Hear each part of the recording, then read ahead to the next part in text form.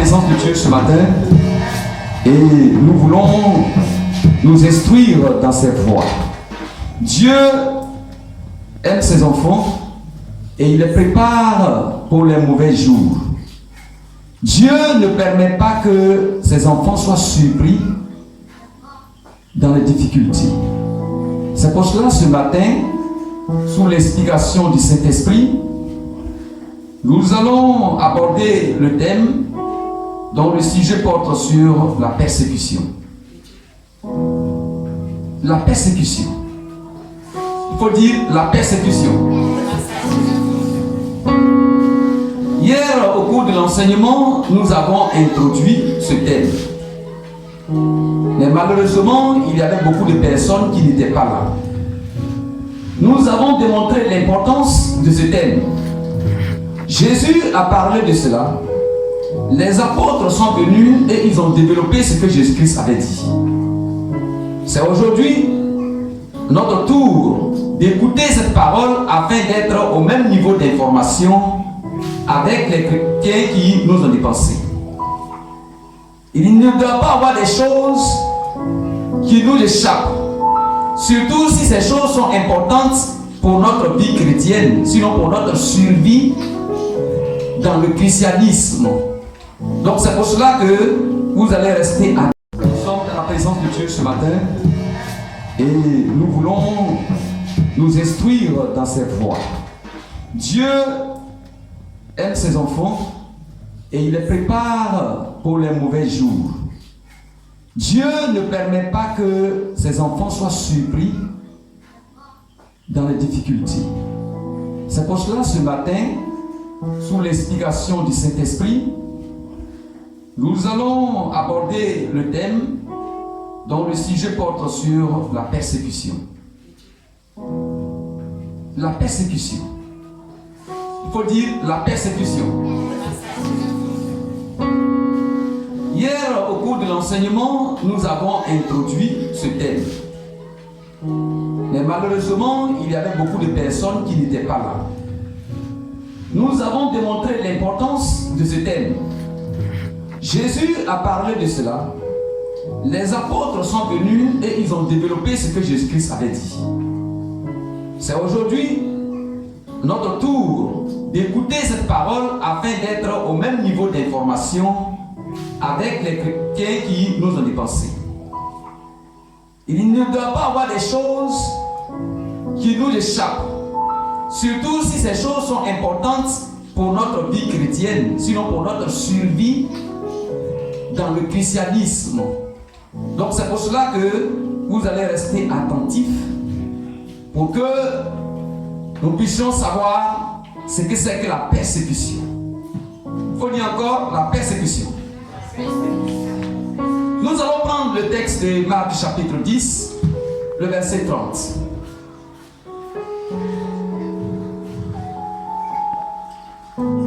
Seigneur. Je lis la parole de Dieu. Marc chapitre 10, le verset 30. Dit ceci.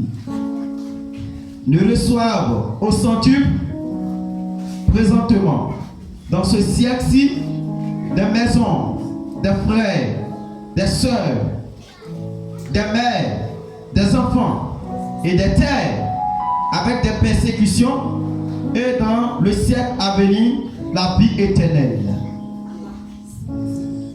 Quelqu'un d'autre va me reprendre cette même lecture, ce même texte de Marc chapitre 10 à partir du verset 29 jusqu'au verset 30.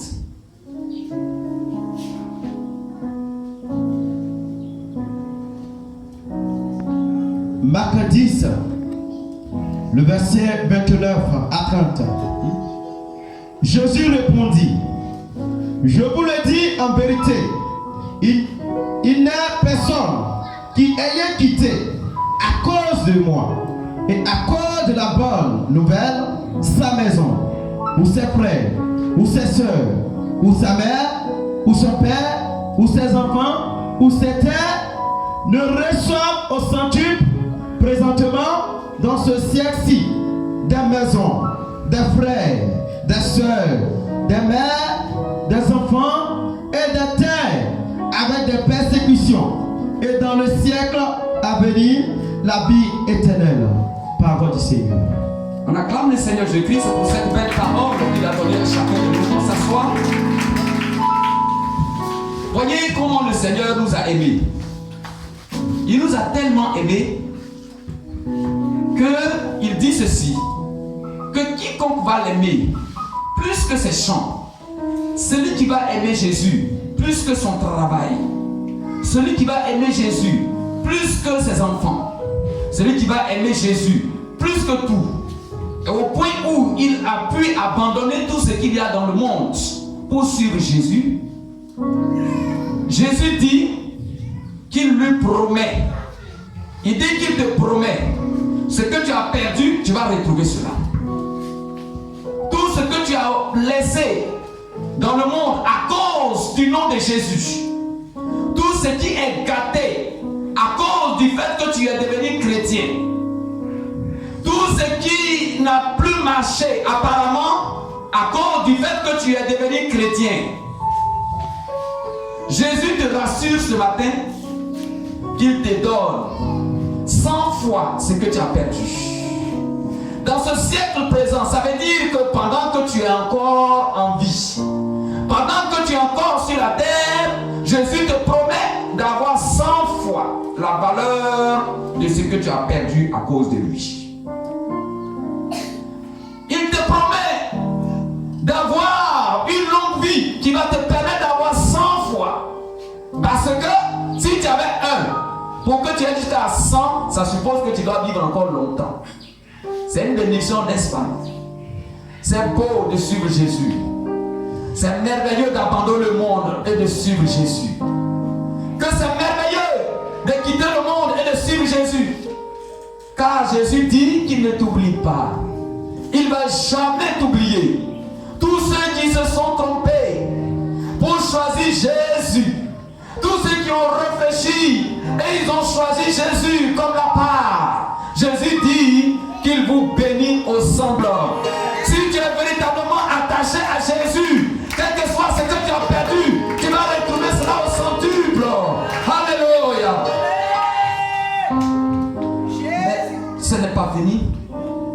Il dit même si ce sont des maisons, même si c'est un héritage, tu vas retrouver cela.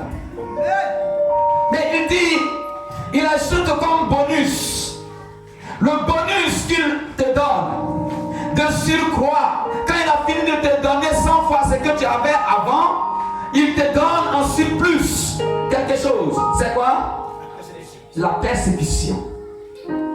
Donc tu auras des maisons, tu auras des enfants, tu auras du travail, mais tu auras aussi la persécution.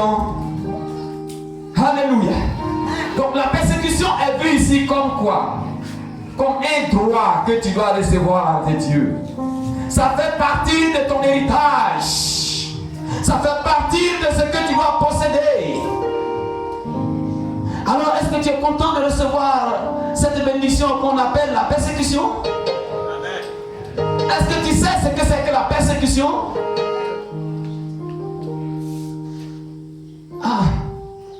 Comment on voyait la persécution? Quand on présente la persécution, comment le chrétien voit ça? Il voit la persécution comme un malheur. Il voit la persécution comme une malédiction. Il voit la persécution comme un faux choix, la conséquence d'un faux choix. Il se dit, il est persécuté parce que Dieu l'a abandonné. Il se dit qu'il est persécuté parce que pour lui, il n'a pas encore choisi le véritable chemin. Il n'a pas encore pris la véritable voie. Il n'a pas encore rencontré Jésus. Mais laisse-moi te dire ce matin, ceux qui ont choisi réellement Jésus, c'est eux qui ont part à la persécution. C'est eux-là qui doivent bénéficier de la persécution. Alléluia. C'est quoi donc la persécution? C'est quoi? Qu'est-ce que c'est que la persécution? Ce sera donc un rappel de ce que nous avons vu hier dans un premier temps. Deuxièmement, nous allons voir pourquoi la persécution. Pourquoi le Seigneur met-il dans nos bagages, dans notre héritage, dans notre bénédiction? Pourquoi va-t-il mettre la persécution pour que nous puissions avoir part, de gré ou de force. D'office, la persécution t'attend. Pourquoi le Seigneur a-t-il choisi cela? Je pense qu'on doit t'expliquer pour ne pas que tu maudisses Dieu. Face à la persécution, quand on est persécuté, quelle disposition? Ça veut dire comment je dois me tenir. Voici donc les 3 parties de notre intervention. Est-ce que quelqu'un est prêt ce matin pour me suivre? Alors, les gens nous suivent à distance actuellement, de très loin. Notre message doit aller très loin. Parce que c'est important. Ce sujet, tout chrétien doit en être informé. Donc, nous allons prendre la première partie. Qu'est-ce que c'est que la persécution? 1. Qu'est-ce que la persécution? Selon le texte que nous avons lu, le Seigneur, quand il dit que nous aurons des persécutions, en plus de ce que nous appelons d'habitude bénédiction, le Seigneur voulait dire tout simplement que quelqu'un va nous faire souffrir. Quelqu'un va nous rendre la vie difficile. Quelqu'un va nous rendre la vie impossible. À cause de la foi que tu as. Amen. Et que la persécution, elle va survenir généralement à partir juste après notre conversion. Quand on est converti, quand on a décidé de devenir chrétien, il faut s'attendre dès ce moment-là déjà à la persécution. Donc quelqu'un va te faire passer par une situation difficile. Il va te faire passer par une souffrance. Cette souffrance, ça peut être des injures. On peut t'insulter à cause du beau nom de Jésus. Quand certains font le baptême d'eau, ils se réjouissent, ils prennent la nourriture, ils font des festins, ils invitent leurs amis, ils invitent leurs parents. Mais attention, après cette joie, il y a la persécution. Dis, quelqu'un va être persécuté. Dis, voisin, tu seras persécuté. Si tu as choisi Jésus réellement, mon frère, ma soeur, la persécution ne pourra pas être évitée. Tu as beau savoir vivre avec Dieu, tu as beau éviter le péché, tu as su faire le bien à celui qui en a besoin, mais cela ne va pas te dispenser de la persécution. Tu vas bénéficier parce que ça fait partie de ce qui est prévu pour toi quand tu deviens chrétien. Dis, ma persécution arrive. Alléluia. Le chrétien doit savoir que Dieu est pour lui une source de bénédiction, et le même chrétien doit savoir que Dieu est aussi une source de persécution. Ça veut dire que de la manière dont Dieu t'envoie la bénédiction, c'est comme ça qu'il permet aussi que la persécution arrive. Alléluia. Mais lorsqu'on comprend mal la position, sinon le rôle de la persécution, c'est là que ça devient un problème pour nous. Est-ce que tu comprends ce matin que je dois être persécuté? Est-ce que tu comprends ce matin que le Seigneur a prévu la persécution pour moi?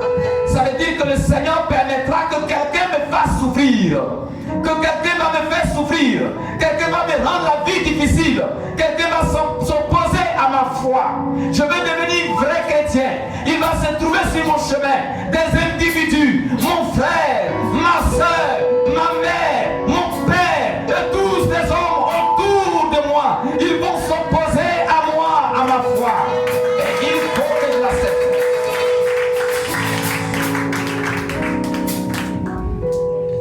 Heureux ceux qui sont persécutés. Alors, la persécution dans la deuxième deuxième définition que nous pouvons donner, la persécution sera vue comme une poursuite injuste et violente. On te poursuit de façon injuste. Tu n'as rien fait. Et on dit c'est toi qui as fait. À cause du fait que tu es devenu chrétien. On te poursuit. On te recherche comme un malfaiteur parce que tu es devenu chrétien. Et Dieu permet que les situations tournent pour réaliser ce film dans ta vie. Amen. La vie de persécution pour le chrétien, c'est une situation normale. C'est comme le sommeil pour l'homme. Dieu, il a prévu que l'homme mange, qu'il parle, qu'il marche, mais aussi qu'il se repose. Êtes-vous surpris de voir quelqu'un en train de dormir? Non. Ça fait partie des principes de la vie. C'est de même que nous concevons, que nous voyons la persécution. Lorsque quelqu'un te fait souffrir à cause du nom de Jésus. Lorsque quelqu'un te poursuit, il veut te faire le mal de façon injuste. Il est violent envers toi. Et cette violence, ça va jusqu'à la mort. Il y a des primates, il y a des chicottes, il y a des prisons. Il y a souvent des gens qui meurent de manière atroce. On appelle cela les martyrs. Il faut dire martyrs. Et il y en a plein de chrétiens qui nous ont précédés, qui sont passés par là. Je ne sais pas quel sera le degré de la persécution, mon frère, pour toi. Mais ça fait partie des choses que tu dois connaître dans ta vie chrétienne. Alléluia. La persécution n'est pas un malheur. La persécution n'est pas un accident. Ce n'est pas un malheur, pourquoi? Ce n'est pas un malheur parce que c'est pour ton bien que la persécution survient. Le malheur, c'est quelque chose qui te rend malheureux. Alors que la persécution, nous allons voir, la persécution va te rendre heureux plus tard. Amen. Alléluia. Ce n'est pas un accident parce que ça a été calculé par Dieu. Un accident, c'est quelque chose qui te surprend. Alors que Dieu avait prévu que cette situation arrive. C'est pour ça que la persécution, ce n'est pas un accident. C'est un fait volontaire. C'est Dieu qui le veut. Et tu dois comprendre cela ce matin. Alléluia.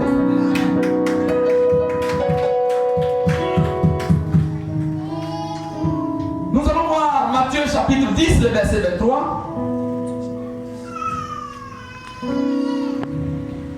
Nous allons voir cette poursuite. 10, le verset 23. Oui. J'ai lu la parole de Dieu. Quand on vous persécutera, oui, dans une ville, oui, fuyez dans une autre. Je vous le dis, en vérité, vous n'aurez pas achevé de parcourir la ville d'Israël que le Fils de l'homme sera venu. Le Seigneur prévoit. La parole dit ceci. Or, tous ceux qui veulent vivre pieusement en Jésus-Christ seront persécutés. Alléluia. Amen. Tous, quand le mot tous, femmes comme garçons, jeunes comme vieux, tous, si et seulement si tu veux vivre pieusement, tu seras persécuté. Alléluia. Exemple, on peut te chasser de ta maison, on peut te chasser de ton foyer, on peut te renvoyer d'un service, on peut t'égorger, on peut te mettre dans de l'huile chaude, on peut te mettre en prison parce que tu es en train de faire la volonté de Dieu. C'est la persécution.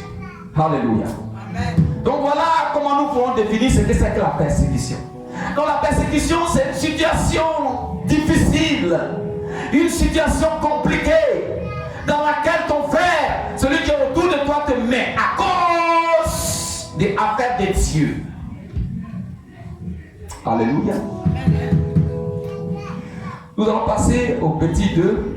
Pourquoi est-ce que Dieu prévoit la persécution dans notre bagage? N'a-t-on pas dit que Dieu est le Dieu de bénédiction? Oui, mais c'est pour ça qu'il te donne 100 fois là. Est-ce qu'il y a un bonheur à part ailleurs, si ce n'est dans la maison de Dieu? Il n'y en a pas. Qui peut être heureux sur la terre s'il n'a pas Dieu? Il n'y en a pas. Alors que la note que tu viens de nous donner ce matin, à travers cette prédication, je comprends donc quand que je veux devenir chrétien, donc je dois souffrir alors. Non, n'est-ce pas là avantageux pour nous de ne pas suivre Dieu et d'éviter la partie là qui est persécution? C'est comme le miel. Si tu as peur des piqûres des abeilles, si tu as peur des piqûres d'abeilles, mais tu ne pourras pas extraire le miel. Alors que la piqûre des abeilles, c'est pas pour te tuer, mais c'est pour te soigner. Ça soigne souvent. Que le Seigneur soit béni. Ok. Nous passons donc, c'est le deuxième point. Pourquoi la persécution du chrétien? Nous allons retenir essentiellement 3 raisons que la Bible donne. Peut-être que vous pouvez trouver d'autres ailleurs, mais aujourd'hui, on pourra voir les 3. La première raison, c'est la piété. La piété. Dans le livre de 2 Timothée chapitre 3, le verset 12, nous l'avons lu tout à l'heure, que tous ceux qui veulent vivre pieusement seront persécutés. Donc, d'où vient la persécution alors? Pourquoi la persécution selon ce passage? C'est à cause de la piété. Piété, c'est ça qui donne pieux. Pieusement, ça dit qu'il vit la piété. La piété, c'est quoi? C'est le respect des choses saintes. C'est le fait de s'accrocher, de se donner entièrement à Dieu, de consacrer aux choses de Dieu.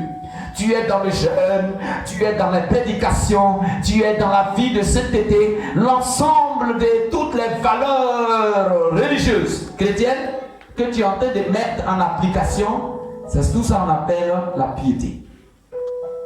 Quelqu'un qui est pieux, il respecte Dieu, il craint Dieu. Donc quand quelqu'un veut respecter Dieu, parce qu'il veut respecter Dieu, alors il sera persécuté.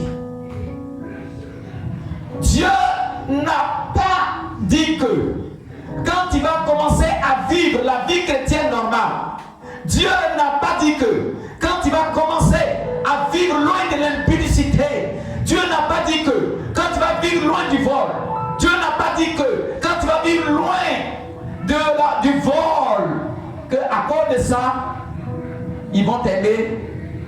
À cause de ça, tu n'auras pas de souffrance sur la terre. Dieu n'a pas dit ça. Il a dit quoi? Au contraire, quand tu vas vivre loin du péché, ça veut dire loin du vol. Ça veut dire que quand tu vas dire je ne vais pas vivre l'impudicité, quand tu vas dire je vais rester fidèle à une seule femme, à cause de cela, tu vas être persécuté. À cause de cela, quelqu'un va te faire souffrir.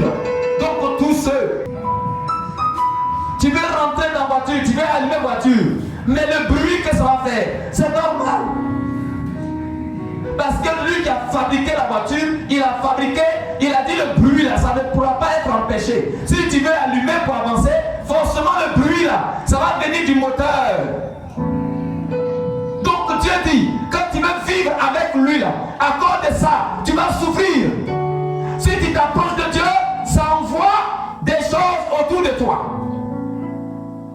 Tous ceux qui vivent réellement la vie chrétienne passent par une souffrance. Tous ceux qui sont des vrais chrétiens, je dis bien si tu es une vraie chrétienne, tu dois souvent souffrir à cause de ça. Est-ce que quelqu'un a souffert à cause du nom de Jésus encore? Est-ce que quelqu'un a traversé des moments difficiles à cause de Jésus? Est-ce que quelqu'un a eu des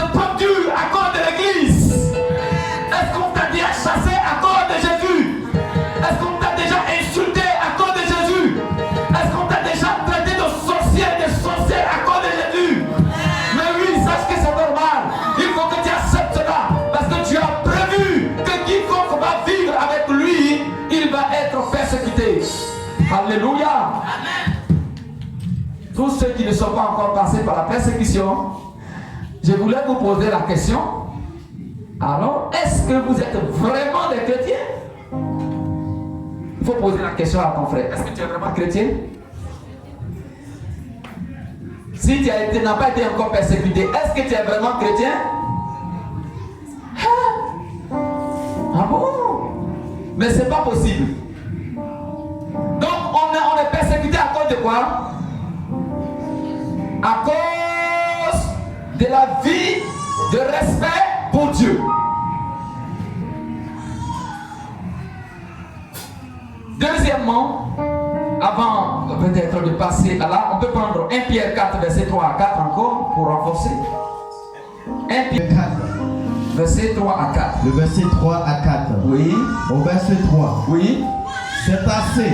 Oui. En effet, d'avoir dans le temps passé accompli la volonté des païens en marchant dans la dissolution, les convoitises, l'ivrognerie, les essais du manger et du boire et les idolâtries criminelles. Au verset 4.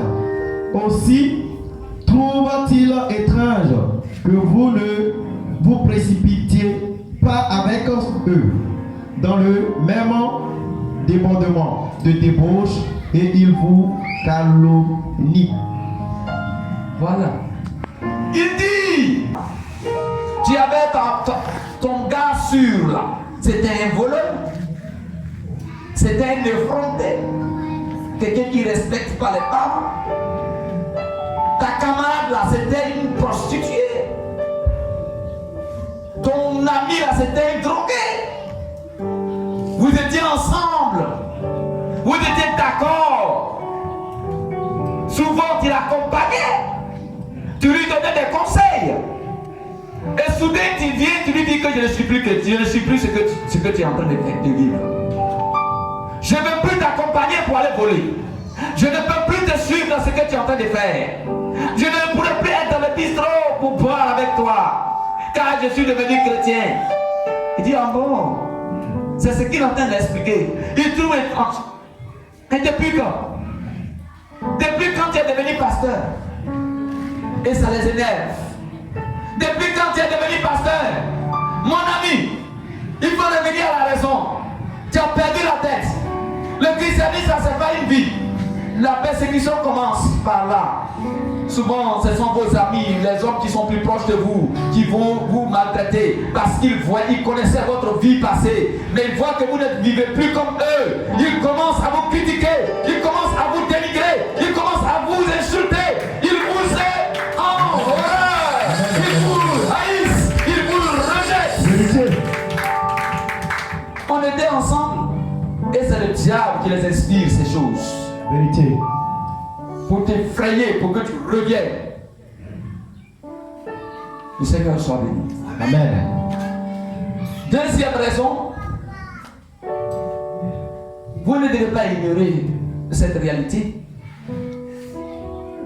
Quelle que soit ta beauté, ma soeur, quelle que soit ton élégance, mon ami, sache que tu auras des amis. C'est vrai, non? Oui, oui. Tu es vilain comment? Tu es bon comment? C'est ce qu'il veut dire. Tu vas avoir forcément des amis. C'est vrai, non? Vérité. Donc à ma droite, il faut dire j'ai ami. J'ai ami. À ma droite, j'aurai qui? Des ennemis aussi. Tu es beau, tu es vilain, tu es petit, tu es gros, tu auras aussi des ennemis. Tu travailles, tu es pauvre, tu es que soit ce que tu es noir, tu es blanc, tu es femme, tu es garçon, tu auras un ennemi. Tu as des ennemis, il faut dire j'ai des ennemis. C'est pas toi qui les as fabriqués, mais ils existent. Il y en a qui sont autour de toi. Il y a beaucoup qui sont loin de toi. Cette réalité doit te faire prendre conscience.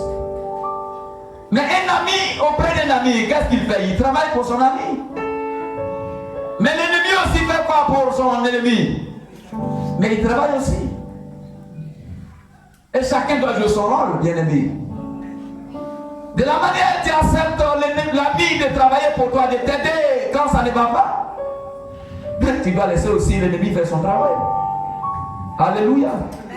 Donc l'ennemi travaille. Et c'est le résultat de son travail là, c'est ce qu'on appelle la persécution. Ton ennemi te fait passer par des souffrances. C'est comme ta rivale. C'est comme ta rivale. Et la persécution est vue comme la marque d'un manque d'amour. Donc celui qui te persécute là, c'est parce qu'il ne t'aime pas. Le persécuteur là, il manifeste sa haine pour toi. C'est-à-dire, le fait de ne pas t'aimer là, c'est ce qu'il manifeste.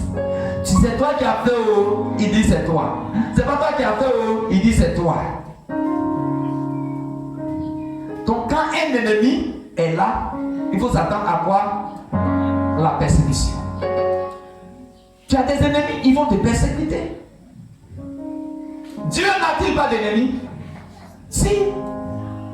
Et si Dieu a un ennemi, et que toi tu te fais ami de Dieu, en mathématiques on a vu ça les enfants. Vous avez vu non? L'ami de mon ami, c'est mon ami. L'ennemi de mon ennemi, c'est mon... Ah non. Vous avez oublié la règle. C'est le plus et le moins là. L'ami de mon ami, c'est mon ami. L'ennemi de mon ennemi, c'est mon ami.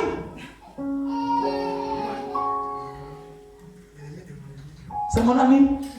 Moins et moins, ça fait plus. Plus, ça fait plus.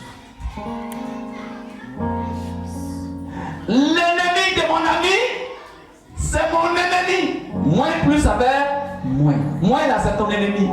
Plus là, c'est ton ami. Est-ce que vous comprenez?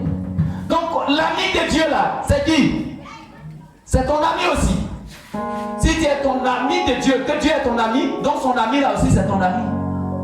Donc, tous ceux qui sont amis de Dieu, si toi aussi tu es ami de Dieu, eux aussi sont ton ami.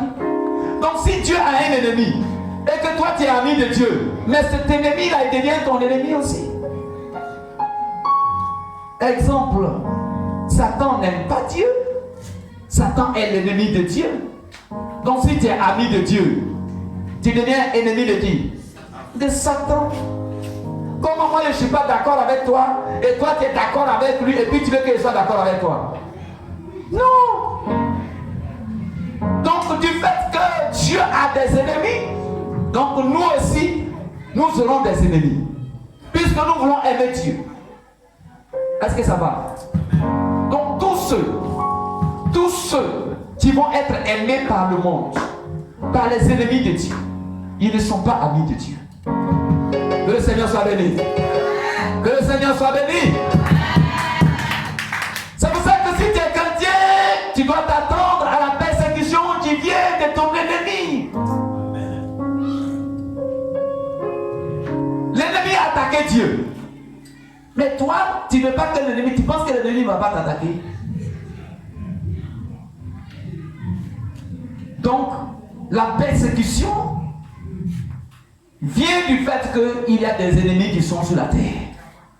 Et aussi longtemps que tu vis dans cette chair, ces ennemis feront toujours leur travail. Tu ne pourras pas les empêcher. Tant qu'ils auront l'occasion, ils vont te persécuter. Mon frère, ma soeur, tant que l'ennemi aura l'occasion, il va te persécuter. Si ton ennemi ne t'a pas encore persécuté, c'est parce qu'il n'a pas encore mis son pied sur le caillou. Mais tant qu'il a la possibilité, dès qu'il aura la possibilité, tu verras l'intervention de ton ennemi auprès de toi. Il va te faire souffrir. Il va te rendre la vie difficile. Tu vas regretter d'avoir connu cet ennemi-là. Tu vas dire, mais je savais, je regrette de t'avoir découvert. Parce que je ne savais pas que tu pouvais aller à ce point. Que le Seigneur te bénisse. Sois fort. Je veux parler d'une pensée d'un brave. Je veux que tu saches que tu as des choses difficiles à affronter. Le Seigneur est en train d'apprêter l'esprit des disciples à affronter leur ennemi. Parce qu'ils vont venir avec une violence. Ils vont venir avec une percée.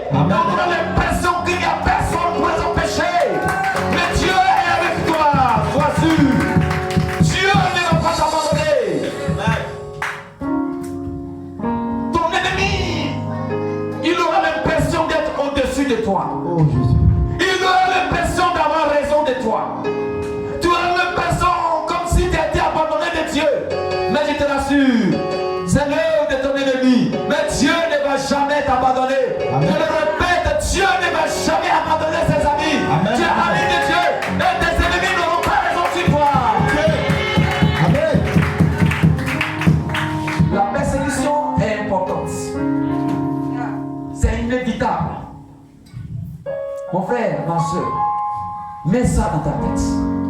Je dois souffrir. Je dois souffrir. Mais je n'ai pas peur.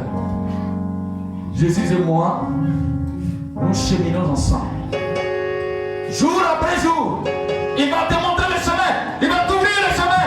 Quand ton ennemi va commencer, quand il va engager la persécution, mais il ne va pas terminer sans que Dieu ne soit intervenu. Alléluia. Je te rassure que ce Dieu que nous connaissons, il est fidèle. Il est fidèle. La troisième raison, après que l'ennemi soit en train de faire son travail, mais avant de passer à la troisième, on va prendre Zacharie chapitre 8, verset 10. Verset 10. Oui. Dit ceci. Oui. Car avant ce temps, le travail de l'homme ne recevait pas sa récompense. Et le salaire des bêtes était nul.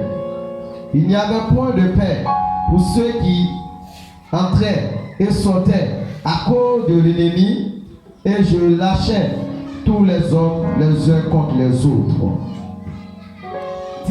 Le pays est devenu dur à cause des ennemis.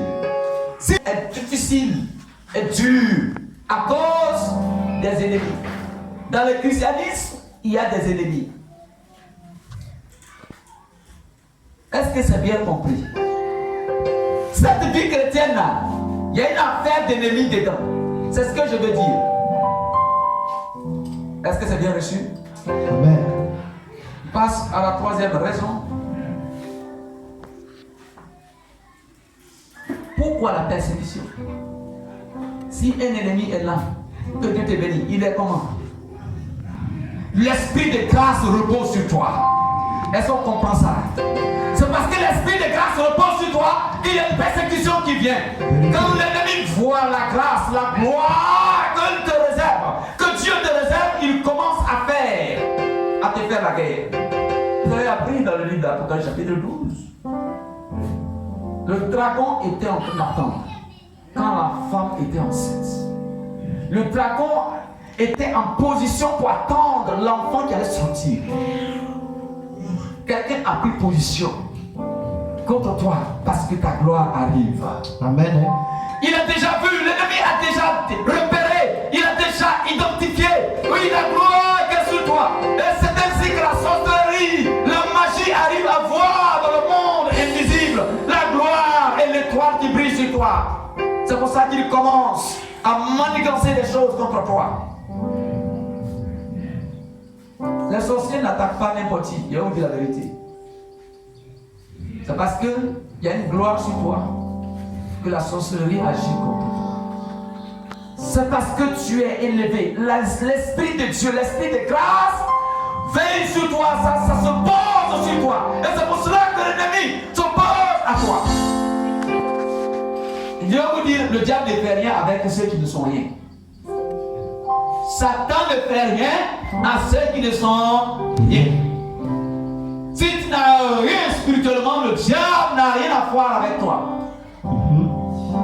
Mais les plus forts, les plus valides, les soldats et guerriers, les généraux de Dieu, c'est ceux-là que le diable vise. Parce que Dieu a mis une étoile sur eux. Il y en a, c'est 5 étoiles ici. Les 5 étoiles là, comme le diable voit ses yeux rougir, et ça, il faut que je le terrasse. Mais je te dis, parce que tu ne vois pas ton importance dans le monde spirituel. C'est parce que tu ne vois pas ton étoile en train de briller. Est-ce que tu sais que d'ici quelque temps, le Seigneur va te lever? Est-ce que tu sais que d'ici quelque peu de temps, ta situation va changer? Oh Jésus. Est-ce que tu sais que tu vas rentrer dans une période d'abondance bientôt? Est-ce que tu sais que le Seigneur va t'ouvrir une porte de bénédiction que personne ne pourra fermer? Mais le diable sait cela. Cette grâce qui pose sur toi, la délivrance qui va se poser bientôt, à cause de cela, l'ennemi est déchaîné. Donc la persécution va précéder la gloire. Oh Jésus. Alléluia. Amen. Vous savez, je vais vous dire une chose. Et vous connaissez la bénédiction de Dieu, c'est elle qui fait quoi? Elle est suivie. Donc Dieu bénit avant que la richesse ne vienne. Dieu bénit avant que les enfants ne viennent. Dieu bénit avant que le mariage ne vienne. Dieu te bénit avant que le travail ne vienne. C'est la bénédiction, là, son fruit, là, c'est ça qui est la gloire. Alléluia. C'est la bénédiction, là, c'est ça qui t'envoie le matériel. C'est ça qui déclenche le matériel. C'est ça qui déclenche le matériel. Parce que le spirituel est déjà béni. Alléluia. Et c'est comme ça que le diable sait que toi, ton statut, là, il sait que ton image au ciel a changé. Il sait, il connaît les décrets qu'il a appris pour toi. Les projets qu'il a formulés pour toi. Il a formé des projets de paix et de bonheur. À cause de cela, la persécution arrive. Alléluia. Alléluia. Est-ce que tu es prêt ce matin à rester ferme? Nous allons faire une simulation ce matin. Je veux des enfants. Ils sont là. Venez ce matin. On va leur montrer ce que c'est que la gloire et l'intervention dans cette troisième partie. Comment le diable agit. Je veux peut-être 2 ou 3 enfants.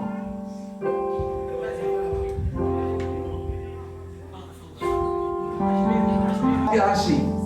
Et ton père le plus fort a arraché ça dans la main de ton ennemi. C'est avec lui là-bas. Des enfants, venez encore. Dépêchez-vous. Venez, vous, voilà, venez. Mets-toi là, voilà. L'autre, viens. Voilà. Petite fille, viens. Ta chose que tu cherchais, c'est dans ma main. La bénédiction que tu cherches là, ça est où? Dans la main de Dieu. La santé que tu cherches, ça est où? Dans la main de Dieu. La grâce que tu cherches, ça est où? Dans la main de Dieu. Je suis informé, je sais que ma bénédiction est dans la main du Seigneur. Je commence à me réjouir. Et le Seigneur dit, viens prendre ta bénédiction. Viens, aujourd'hui il y a des programmes, les hommes de Dieu vont venir, ils vont déclarer sur votre vie la bénédiction, la prospérité, afin que tu possèdes, afin que tu puisses posséder ce que tu as perdu. Mais, de me passer, elle vient, elle passe là, elle veut m'empêcher. Donc non, toi, tu vas te lutter, toi, il ne faut pas pousser. Et puis là, ça dit, il fait tout. Donc la persécution, c'est un combat. Il va m'empêcher d'avancer. Quand je dis maman là, j'avance, il y a l'autre mec qui est plus grand. Dis bon, oui, tu vas pas passer. Toi, oh, tu passes pas. Donc je lutte. Mais ma bénédiction, quand il me tape, il me donne des coups de fouet. Il me donne des coups de fouet. Aïe, maman. Il veut me passer, mais je vais passer, il ne veut pas. On dit, passe. Ah, je pense qu'il y a plus de temps. Je suis fatigué, c'est là maintenant le Goliath, le plus grand maintenant à venir. Bon, tu as pu vaincre le plus petit. C'est maintenant, tu vas rencontrer le tombe le plus géant. Le géant, ça fait tout le dernier. Tu l'as vaincu. Alors maintenant, tu vas passer cette Dieu directement. La persécution semble t'opposer pour t'empêcher de voir Dieu. Quand tu vas venir la prière, ton mari ou ta femme t'est dit, pourquoi tu vas partir là? Il est en train d'empêcher comme ça. Le diable, il faut l'empêcher, il ne faut pas partir. Sa bénédiction, ça aide la part, c'est le dernier. Oh, je dis, il faut faire tout tes efforts.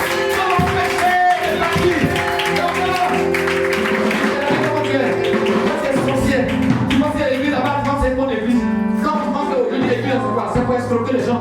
Ils sont et ils se disent que c'est un fait de Dieu comme ça. Ils doivent chercher un garçon, ouais. Ils doivent chercher un mari, ouais. Regardez. Voilà. On a marié les femmes aujourd'hui. Quand ils ont besoin de mariage, elles prient quand voilà, maintenant on lui donne mariage. Elle laisse son foyer. C'est un fait de Dieu qui est dans sa tête. C'est persécution qui a commencé. Parce que ta bénédiction est là. Et maintenant, si tu as vaincu,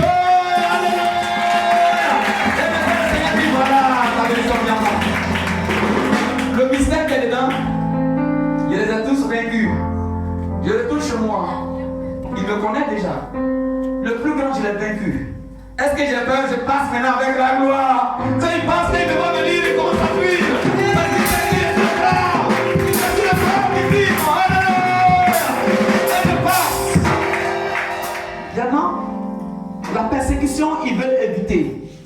Ça dit la résistance que le diable les impose. Comme il voit, il dit, voilà, elle est là. Attends, elle passe ici. Quand il passe, lui aussi il passe, il dit, oh, mais il va éviter. L'autre, attends, il est passé ici. Il évite. Mais, tu n'as pas encore la bénédiction de ta main. Ils ont tout fait, ils sont passés par la sélection. Ils ont pu avoir le mariage. Dieu les a bénis. Mais aussitôt ils ont perdu le mariage, il n'a pas appris à vivre la persécution. Tu perds ta bénédiction. Alléluia. Amen. Le Seigneur voudrait que tu passes d'abord par cette épreuve de la persécution pour que tu apprennes à combattre contre tes ennemis, afin que tu saches les dominer. Quand ils te verront, ils sauront que toi, tu es dur. Attends, Satan va dire quoi des gens? Qu'est-ce qu'il va dire à Dieu? Et puis Dieu là-bas l'accepter. Quand il a fini de souffrir, sa vie, ses enfants, il a tout perdu. Il dit, mais Dieu, tu vois? Oh, il faut quitter devant lui. Va, quitte devant moi vite. C'est ce qui se passera pour toi. Alléluia. Si c'est un rêve, quoi? Comment le même jour on te bénit, et puis les réalités qui se sont tournées là, les circonstances, les choses qui se sont opérées là. Regardez, parce que vous arrivez à imaginer ça. Alléluia. Donc c'est pour ça la persécution doit être bien comprise. Nous passons à la dernière chose que nous avons fait. Alléluia. Pendant que tu es persécuté, qu'est-ce qu'il faut faire? Parce que nous savons qu'à la fin, il y a une bénédiction que Dieu va te faire découvrir. Il a dit, quand vous serez persécuté, soyez heureux parce que votre récompense est grande. Si tu es en train de lutter, tu es en train de souffrir à cause de l'œuvre de Dieu, à cause de l'Église, à cause du nom de Jésus, à cause de ta foi, que ta foi grandisse encore et que tu sois encore plus grand, parce que le Seigneur te réserve une bénédiction grande. Cette gloire qui vient est plus grande que la première que tu as eue. Tu as vu la main de Dieu avant, mais qu'après cette persécution, tu verras encore la main de Dieu plus grande dans ta vie. Amen. C'est ça qui est la question. N'ayez pas peur. Quelle disposition faut-il prendre? Et on a fini. Je ne vais pas dire, parce que j'ai déjà presque fini mon temps. La première des choses, c'est ce que je suis en train de dire. Pour ceux qui prennent note, la première des choses, c'est de se réjouir. Réjouissez-vous. Réjouissez-vous. Dans le livre de 1 Pierre chapitre 4, le verset 12 à 14, il faut se réjouir. Lecture. Verset 12. Oui. Bien-aimés, ne soyez pas surpris comme d'une chose étrange qui vous arrive, de la fournaise qui est au milieu de vous, pour vous éprouver. Au verset 13, oui. Réjouissez-vous au contraire de la part que vous avez en souffrance de Christ, afin que vous soyez aussi dans la joie et dans l'allégresse, lorsque sa gloire apparaîtra. Si vous êtes outrageux pour le nom de Christ, vous êtes heureux, parce que l'esprit de gloire, l'esprit de Dieu repose sur vous. Alléluia. Amen. C'est bien, mais je ne comprends pas. Je ne sais pas pourquoi les hommes ne m'aiment pas ainsi. Quand je passe, même ici dans un lieu, on me critique. Mais j'ai fait quoi même? Tu n'as rien fait. Il ne faut pas être surpris. Tu dois souffrir avec le Christ. Donc ici, quand ça arrive, il faut te réjouir. Il faut te réjouir. Il faut être heureux. Deuxièmement, il faut fuir dans un autre lieu. Ça, c'est quelque chose, ça va vous surprendre. Il faut fuir dans un autre lieu. Fuir dans un autre lieu, ça veut dire quoi? Ça veut dire tout simplement, il ne faut pas renoncer au combat, mais chercher à poursuivre ton chemin en gardant toujours la foi. On va voir Matthieu chapitre 10, le verset 23. Je lis la parole de Dieu. Oui. Quand on vous persécutera dans une ville, fuyez dans une autre. Donc c'est bizarre. C'est pour ça que le monsieur, le patron là, c'est à cause du nom de Jésus, non? C'est à cause de lui on est persécuté, non? Mais lui il dit, si on te persécute dans une ville, on dit, ah mais c'est que c'est grave. Non, c'est que tu n'es pas fort alors. Hé, ici c'est pas affaire de force. Il dit, quand on te persécute dans une ville, il faut aller dans une autre en conservant toujours ta foi. Mais le danger que les enfants, il dit, je ne vais pas fuir, mais je vais tout simplement éteindre la foi. je ne parlerai plus du nom de Dieu parce que tout simplement, la ville dans laquelle je suis là, je ne vais pas aller ailleurs. C'est ici que je travaille. C'est ici que je me suis marié. Comment je peux laisser la ville de San Pedro pour aller ailleurs? À cause de quoi? C'est à cause de lui là. À cause de quoi? À cause de la mairie quoi? À cause de quoi? À cause des persécutions quoi? Non. Pourquoi? Dieu c'est où? Dieu c'est dans le cœur. Dieu c'est dans le cœur. Donc il ne s'agit pas de se déplacer pour aller vivre correctement la foi quelque part. Mais c'est tout simplement de vivre la foi pendant que le monsieur est en train de t'empêcher de prier. Tu dis non, je ne prie plus. Si ça a des problèmes, c'est pas grave. Je ne vais plus prier. Compris, tu vas aller à l'église. Il dit non, monsieur, il n'y a même pas de problème pour ça. J'ai compris. Je n'ai plus jamais aller encore à la prière. Vous comprenez? C'est ça qui n'est pas bon. C'est ça qui n'est pas bon. Il dit, vous ne devez jamais renoncer à la foi. Donc, quand ça ne va pas dans cette ville, il faut faire quoi? Il faut aller dans une autre. Il dit, vous n'allez pas finir de parcourir toutes les villes sans qu'il ne soit venu. Bon, ok, on avance. On va voir donc la réaction des apôtres de l'église quand ils étaient persécutés. Actes chapitre 8, verset 1. Éprouvé le maître d'Étienne, il eut ce jour-là une grande persécution contre l'église de Jérusalem. Et tous, excepté les apôtres, se dispersèrent dans les contrées de la Judée et de la Samarie. Des hommes pieux ensevelis Étienne. D'accord, merci. La Étienne, à cause de ça, l'église a été persécutée. Quand l'église a été persécutée, ils se sont fait quoi? Ils se sont dispersés, ils ont fui Jérusalem et ils sont partis au nord du pays. Il y en a qui sont sortis complètement du pays, il y en a qui sont allés au centre. Et là, ils ont commencé à continuer toujours leur vie chrétienne. C'est de ça qu'il est question. Ils savent que ce n'est pas un péché. Si on te persécute, tu peux faire quoi? Tu peux fuir. Ce n'est pas un péché. Tu peux fuir. Dans Actes chapitre 11, le verset 19. À l'occasion d'Étienne, allèrent jusqu'en Phénicie. Dans un autre pays.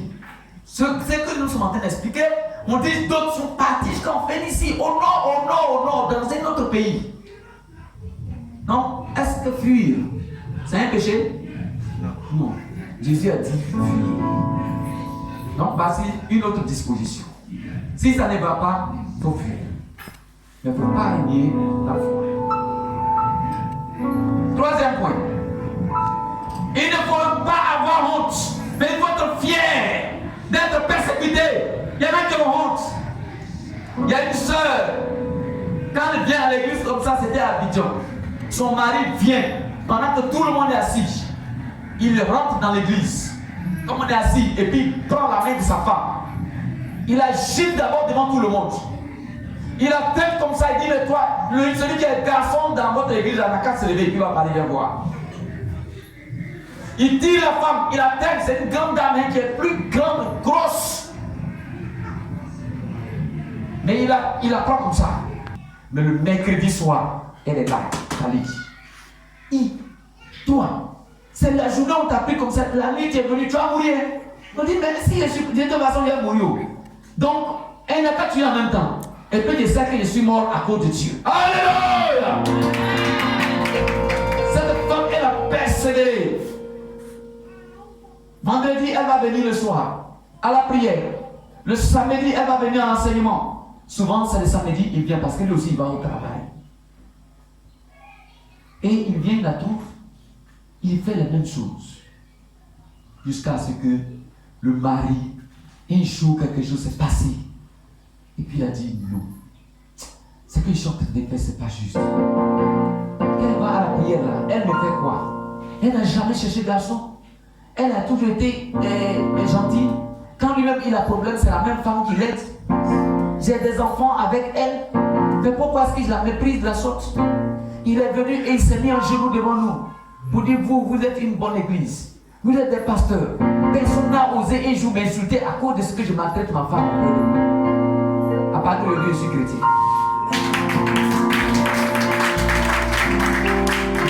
Il s'est converti. Il est resté dans l'église. Il était sur le point de devenir pasteur dans cette église.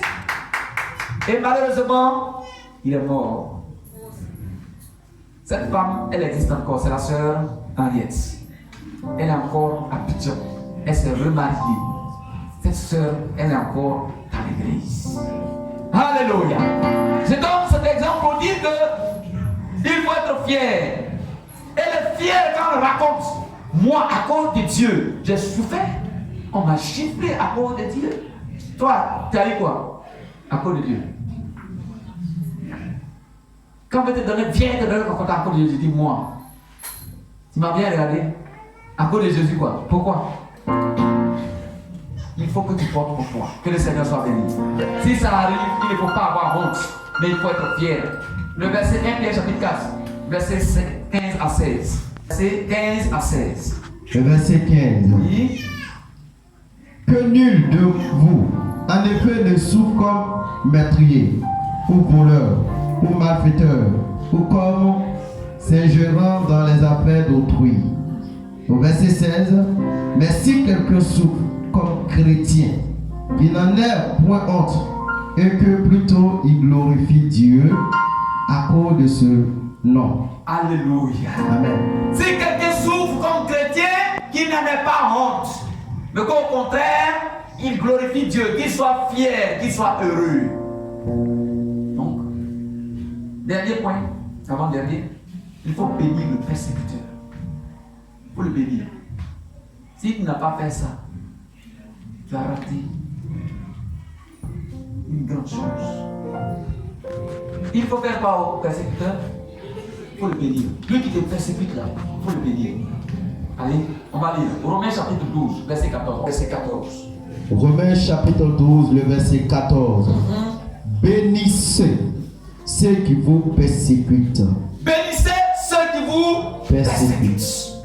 Merci. Après, on peut s'asseoir. La Bible dit, il faut bénir ceux qui nous persécutent. Mais on est prêt à dire, mais c'est à côté de l'église. Nous, on vient pour faire notre Dieu. Le pays, le président s'est opposé. Le ministre ou bien le maire ne veut pas qu'on serve Dieu. Mais il est béni, il est maudit à jamais. Lui là, il va être remplacé. Il va mourir sur le champ. C'est moi qui t'ai giflé à cause de la parole de Dieu. Mais tu ne vas plus jamais gifler quelqu'un. Non, on ne dit pas cela. La puissance que le Seigneur nous a donnée, ce n'est pas pour détruire. C'est pour faire quoi? Pour construire. C'est pour sauver. Ne dis jamais dans ta bouche, moi on ne me gifle pas, hein? Moi on ne me gifle pas. Tu es parti à l'évangélisation. Un jour on est rentré dans une cour pour évangéliser. Mais le monsieur nous a fermé la porte. Il a fermé la porte sur nous. Il dit on est venu chercher sa femme. En plein midi, on était entre midi et 13h. Si ce n'était pas sa maman qui était là, ses yeux ouverts, on allait mourir. Sa maman dit, mais toi tu as quel problème? Tu connais le monsieur là-haut? Donc c'est comme ça on cherche femme. Il va chercher femme où?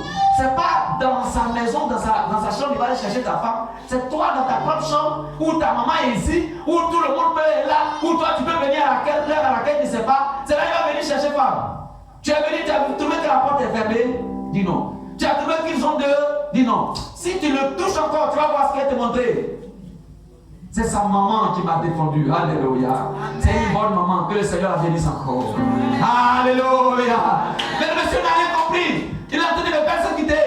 Mais si c'est quelqu'un qui m'a dit, hey, toi, est-ce que tu sais ce que tu entends? Le feu va descendre du ciel. Ça va te consumer à l'heure là. Moi, je viens au nom de Jésus. Et puis c'est à moi que tu oses faire ça. Souvent, ils n'ont pas bouché les gens avec lui dans la cour là-bas. C'est quand il va sortir maintenant là. Il dit encore, pour le couillon comme ça là, c'est moi tu vas attraper, tu sais qui je suis. Mais il fallait dire ça pendant que tu étais avec lui là-bas. Ah ouais, on m'a dit le couillon là. Mais s'il avait essayé quoi, couleur il allait monter, toi tu peux monter quelle couleur? Parce que Jésus a enlevé ta force. Alléluia. Le chrétien, Jésus a enlevé sa force. Même si tu étais un gros bras, Jésus a enlevé la force là. Ton coup de poing là, quand tu vas donner là, ça va être zéro. Ça ne peut rien donner. Alléluia. Alléluia. Le chrétien homme là, il est devenu femme. Il est devenu femme. On va l'insulter dans un dit, toi tu es un garçon bouton. Non, tu es brebis du Seigneur. Alléluia. Si tu es une femme dure comme femme cabri, qui ne respectent pas du tout. Quand tu deviens chrétien, tu deviens une brebis du Seigneur. Alléluia. Quand on te chiffre là, tu dis voici l'autre faut mettre dedans. Il dit mais pourquoi? Il dit non, mais parce que ça il me plaît même. Comme je cherchais quelqu'un pour mettre dans les deux là, depuis là, il ne trouve pas. Tu es bienvenu. Mais, alléluia. C'est ça on appelle la vie chrétienne. Je veux qu'on bénisse ceux qui nous persécutent, tous ceux qui nous maltraitent, tous ceux qui nous font du mal. Il faut qu'on soit capable de dire merci parce que tu m'as persécuté. Parce que grâce à toi, j'aurai une bénédiction. Alléluia. Grâce à toi, je serai élevé par Dieu. Mais imaginez-vous, vous souffrez à cause du nom de Dieu. Vous pensez que Dieu ne va pas vous récompenser comme ça? Dieu ne va pas vous récompenser. Maman, toi tu arrives. Tu as entendu comment il a fait ton pala dehors là-bas. Il a fait pala muscan, il a fait pala garache, tout ce qui est t'appartient. Tu as dit pas? Eh, merci papa, merci, oh, merci. Ou bien, Jésus, quand tu tiens à cause de son nom, il te bénit. Eh mon fils, béni, béni, béni, béni, oh, béni. Tu es béni, même tu es béni. Quand il te voit comme ça, il est content comme ça. Le ciel est là et puis il te sourit comme ça. Comme tu le vois, ça, tu ne le vois pas, c'est à cause de ça. Si aussi tu le voyais, tu allais continuer toujours à avoir la force. Les sœurs, soyez courageuses. Bénissez vos maris si vous persécutent. Si ta femme te persécute à cause de l'église, bénissez-les. Alléluia. Ne dis pas non, toi tu es maudit à jamais. Tu es maudit même, tes œuvres là, tu es maudit, toi tu es Satan, tu es démon même, tu es abandonné, tu es parti même. Non, on le bénit parce que Dieu pourra faire quelque chose avec lui. Alléluia. Donc la dernière chose, après la bénédiction, c'est de prier pour eux. Il faut prier. Et puis je ne parle plus. Il faut prier. On prie pour les ennemis. Donc il faut prier pour ceux qui nous persécutent. Matthieu chapitre 5, verset 44. C'est le dit 44. 44. Oui. Mais moi, je vous dis, aimez vos ennemis, bénissez ceux qui vous maudissent, faites du bien à ceux qui vous haïssent, et priez pour ceux qui vous maltraitent et qui vous persécutent. Priez pour ceux qui vous maltraitent et pour ceux qui vous persécutent. Jésus dit de prier pour eux. Et attention, on n'a pas dit de prier contre eux. Il y a prié pour eux, il y a prié contre eux. Dis, ah d'accord, Dieu n'a qu'à le bénir. Dieu te bénit, c'est pour tout ce que tu as fait. C'est Dieu qui va te récompenser pour ça. Ça, c'est pas bénédiction. Hein. C'est pas bénédiction. C'est Dieu qui va te payer pour tout ce que tu as fait. Non. Dieu va te payer pour ça. Il ne faut pas lui dire, il faut dire, tu ne sais pas ce que tu fais, que Dieu te pardonne. Alléluia. C'est la bénédiction, c'est la bénédiction. Il faut dire, vraiment Seigneur, je te prie d'ouvrir l'esprit de ce monsieur pour qu'il comprenne que nous ne sommes pas faux. Ils m'ont accusé faussement, mais parle à leur esprit pour qu'ils comprennent, qu'ils soient convaincus que c'est ça. Ce que j'ai dit là, c'est ça. Je ne suis pas méchant. Je suis en train de te suivre. Je te prie de les aider. Éclaire-les. C'est comme ça qu'on prie pour les persécuter. Que le Seigneur soit béni. Donc, pour conclure, la persécution est importante et obligatoire pour tout chrétien. La persécution est importante et obligatoire pour tout chrétien. Il doit donc s'attendre d'un moment à l'autre. Tu dois t'attendre à ça d'un moment à l'autre. Tu dois t'attendre à la persécution d'un moment à l'autre. Ça peut venir à laquelle où tu ne t'attends pas. Mais un homme averti en vaut deux. Un homme averti en vaut deux. Vous êtes avertis aujourd'hui. Vous connaissez les dispositions qu'il faut prendre. Vous connaissez pourquoi. Vous savez pourquoi est-ce que les persécutions arrivent. Alors, nous savons que vous allez demeurer ferme, comme le Seigneur l'a souhaité, comme il a voulu. Que le Seigneur vous bénisse, qu'il vous donne la force pendant la persécution et que vous puissiez tenir ferme pour que votre récompense soit grande dans les cieux. Donne-moi un amen fort.